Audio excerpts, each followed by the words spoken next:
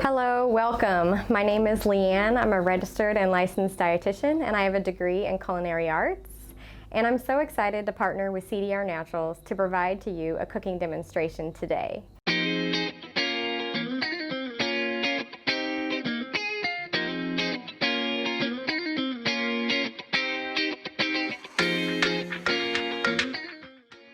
Our goal in this partnership is just to provide value. We hope that you walk away learning something new, and we also want to empower you to cook more in the kitchen. When you cook more in the kitchen at home, there's many health benefits to that.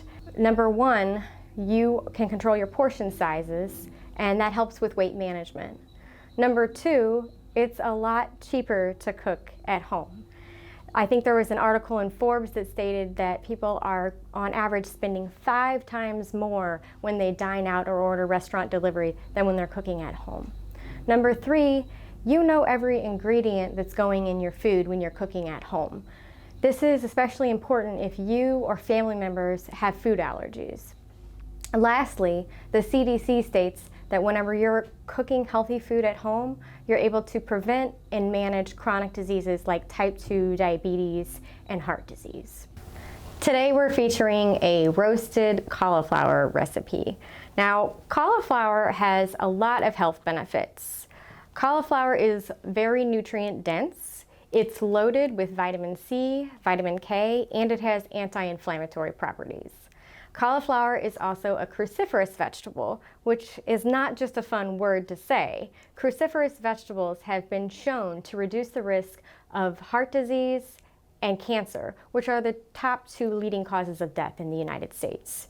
Cauliflower is also very fiber rich, and fiber is important because it promotes bowel regularity, it promotes a feeling of fullness, fiber fights high cholesterol levels, and fiber promotes good gut bacteria.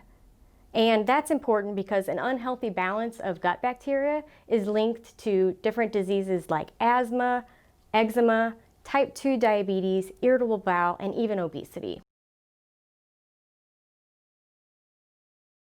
Cauliflower is very versatile. There's many different ways that it can be prepared and consumed. You can put it in a stir fry, you can have steamed cauliflower, you can put it on the grill, you can put it in soups, you can puree it and make a cream of cauliflower soup, you can roast it like we're going to do today, or you can even just put it raw with dips or hummus, or put it in a salad for extra crunch and extra fiber.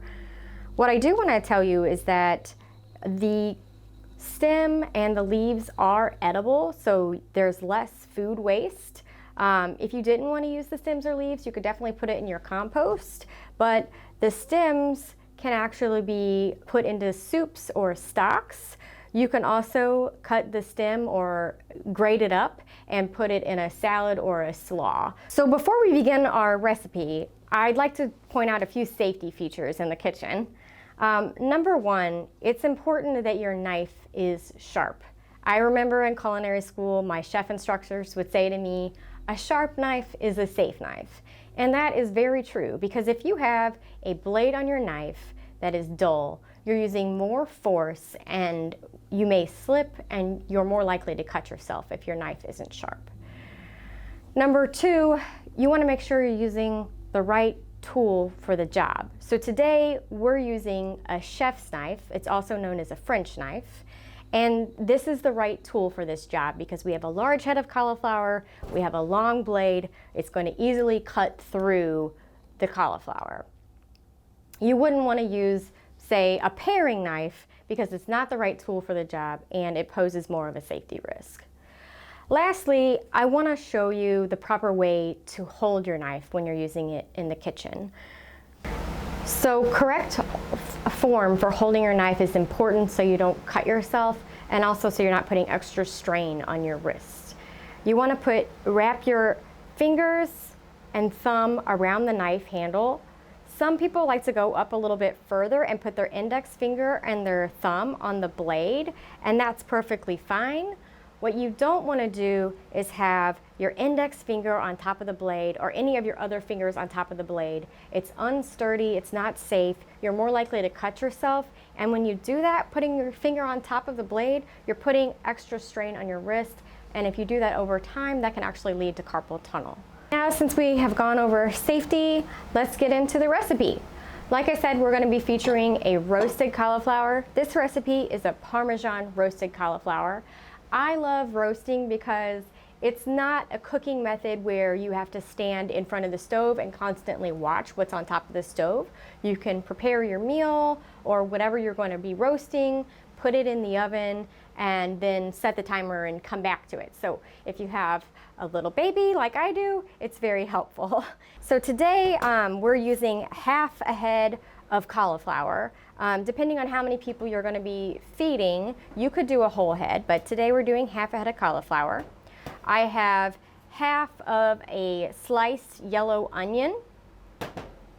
I'm also using 4 cloves of garlic, and these are just roughly chopped garlic. I'm using dried thyme today. This is a tablespoon. You can also use fresh thyme. Probably about 4 sprigs would be enough.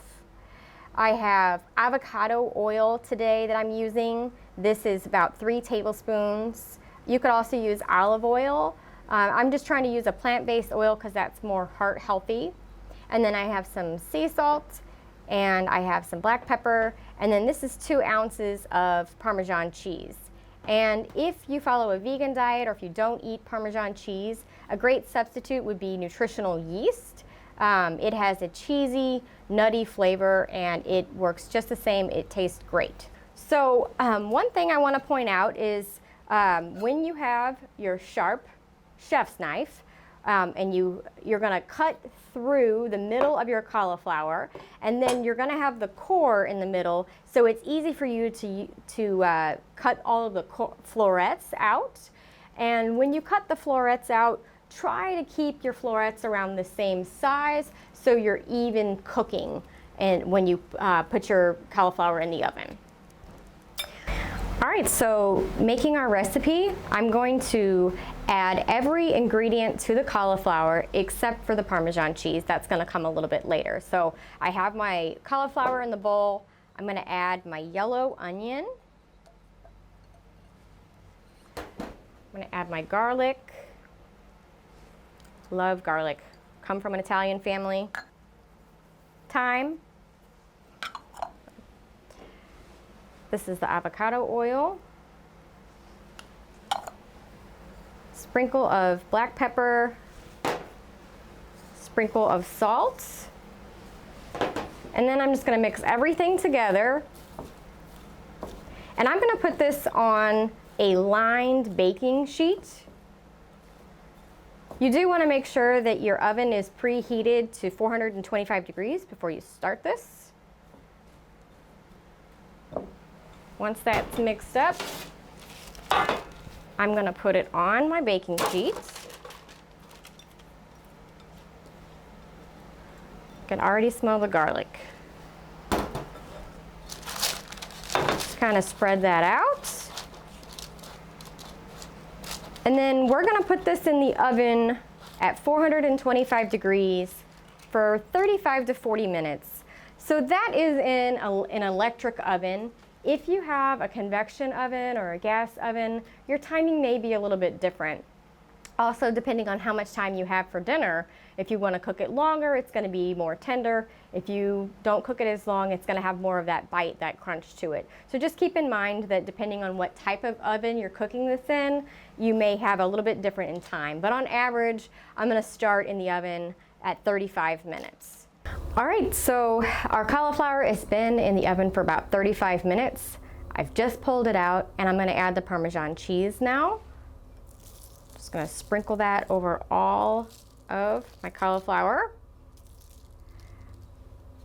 And I'm going to put this back in the oven for about 10 to 12 minutes. Let that Parmesan melt on there. All right, so we've just pulled our cauliflower out of the oven after that additional 10 minutes after we sprinkled the Parmesan on.